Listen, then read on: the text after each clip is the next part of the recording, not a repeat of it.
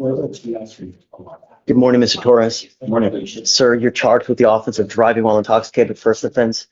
You're facing up to a year in jail and or a $4,000 fine. You have worked out an agreement where they're offering you 1 year in jail to be probated for 12 months. Is this a true first? Yes, sir, Your Honor. As part of the agreement, you will do a DWI education class, a victim impact panel, no breath test refusal, meaning if you're pulled over in a car, an officer asks you to submit a breath test, you must do it. If you fail to do it while you're on this probation, you're in violation of this agreement. Substance abuse treatment, no drugs, no alcohol, guardian interlock, 15 hours of community service, and a $100 one-time donation to Houston Food Bank. How old are you? 23. Okay. Did you graduate from high school? Yes, sir. Okay, fantastic. You give up a lot of rights by entering into this agreement. You give up the right to a trial, right to compel witnesses to testify on your behalf, confront and cross-examine your accusers. If you're not a citizen, there are possible immigration consequences. You can be deported, excluded from the country, denied naturalization. You give up the right to appeal. Once you accept this, it's over. Do you understand? Yes, sir. He's here on a bond violation, correct? Yes, sir. He was supposed to have come to court yesterday, and he didn't come, Judge. Because of a bond violation, right? I don't know about the bond violation, Judge. I think he just missed Thought he court. had a bond violation. Let me see. He failed to appear in his drug test. I'd like to send him now for a drug test. Is it possible? After we take the plea, I can send it for a drug test. Otherwise, we'll have to wait on probation. If I find that you're using while you're on this probation, I will put you in a rehab facility. If you are unable to stop, then it's really not going to go well for you. And I'm telling you, if you end up going to a treatment facility, you will be there for a minimum of 6 months, if not longer, depending on how well you respond to treatment. Do you hear me? Yes, sir. Hear me loud. Hear me clear. Because after today, there's no more chances, Mr. Torres. If you fail to go to a drug test, if you fail to test, if you test positive, you will go into a treatment facility. Do you understand? Yes, sir. I am giving you the opportunity now to stop on your own. If you are unable to do it, we will do it my way, and you're not going to like it. The worst possible thing you can do is fail to show up for a meeting with your probation officer.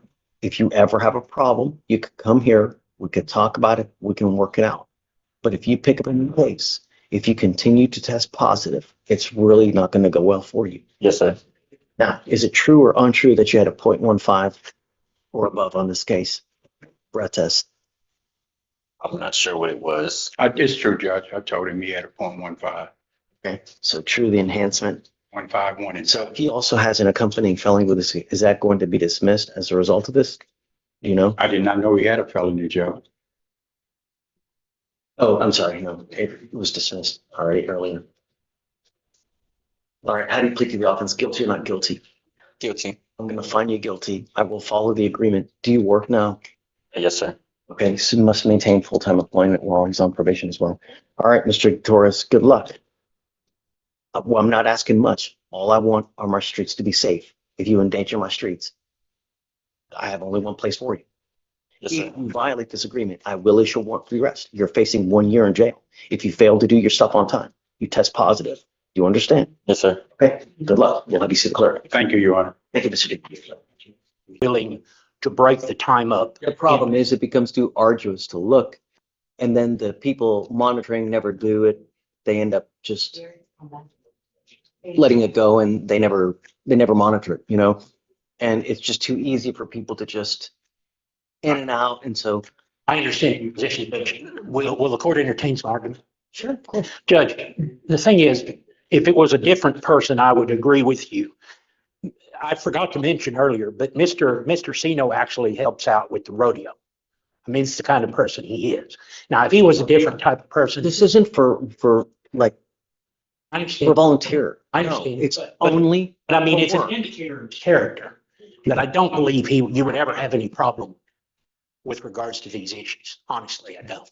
Now, you're the judge. You know, if I had one strand of hair, Owen, for every time I heard that, I understand. I would have a full head of hair. I understand your position.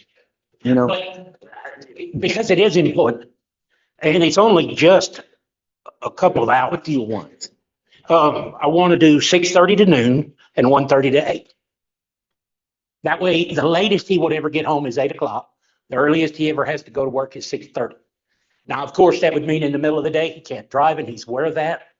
But that covers him. What I don't want to have happen is him to be late coming home and get into trouble. Or go early and get into trouble. How do I monitor this thing? Well, I suppose if you wanted to monitor it, you could do a ankle monitor. I don't suggest it, but I mean, it's up to you. I understand your position, I Judge. can't, I understand you know, your the question. thing is it's really hard to do the honor system in criminal court. You know, there's a DWI in another county. I understand that. The other side of the coin, though, is Every time I do the honor system, I get a kick in the ding ding. yeah, the other side of the coin, though, is that you have the advantage of if he does violate this order and you catch him, not only can you take the license away, but you can hold him in contempt if you want. So I would argue that you have remedies. Now, I know that doesn't help you in terms of making sure that he's not every day violating your order. I recognize. So that you want issue. until 8 PM, is that what you want? Yes, that would be the latest. I mean, I'm okay with 8 PM. And 6:30 is the earliest. I don't That way think he's not in violation. I don't think that's unreasonable, but come up, sir. 6 to 12. Yeah, it would be 6:30 AM to noon and then 1:30 to 8. I'm putting my name on this license. If I find that you consume alcohol, if I find that you do something that you're not supposed to, I will have a contempt hearing. Do you understand? I'm going to have you sign an affidavit that you're going to abide by all the conditions of this license. You're not to consume any alcohol. You're not to drive outside of the window, and it's for essential work purposes. No volunteer. It's not for this or for that, or someone had a baby and I'm going to, I don't care. This is for work and work only. Now, if you go to, when your case arises in Galveston, perhaps Galveston will do something different, but I want to ensure that my streets are protected because every single day someone dies from a DWI in our county. And you do everything in my power to prevent it. You understand? Yes. So it's for work purposes only. The hours are 6:30. 6:30 to noon and then 1:30 to 8 PM. If I find that you're driving in between those times that you're not supposed to, I'm going to yank the license in a heartbeat. And I don't care what your excuses mean, absolutely nothing to me. Do you understand? Yes. So from the 12 until 1:30, you're not to drive at all. And past the 8 o'clock, you're not to drive. And likewise, this isn't for weekend and notes, just for work. All right? Okay. But if he has to work on the weekend, he's to provide proof to his officer prior to, right? This isn't where you get to just, okay, I got to go to work. No, that you're just saying, we want proof. In this life, you're only as good as the proof that you have. If you don't have proof, you don't have dingus. Okay? Yes. Okay. All right. Good luck. Thank you, Judge. All right. So as far as the treatment is concerned, because treatment is one of the things that he has to do, we're going to have him TRAS because I don't know what we should do. I'm going to waive the fee so that he doesn't have to come out of his pocket, and we'll see what they say as far as what the appropriate treatment is because I don't know him. I've never met him. So it would be foolish for me to just say, okay, do this.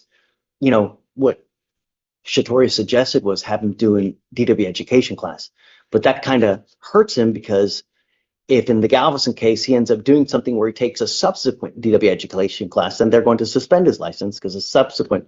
Whereas if it's a true first, if it's a true first and he does it, then they don't suspend his license. So that's why I didn't want to do an education class Understood, Judge. and why we did the TRAS. We'll both get to the DRAS. Okay. We'll do that. Okay, good luck. Cooperate with the court. Yes, sir. Thank you, Judge. Thank you.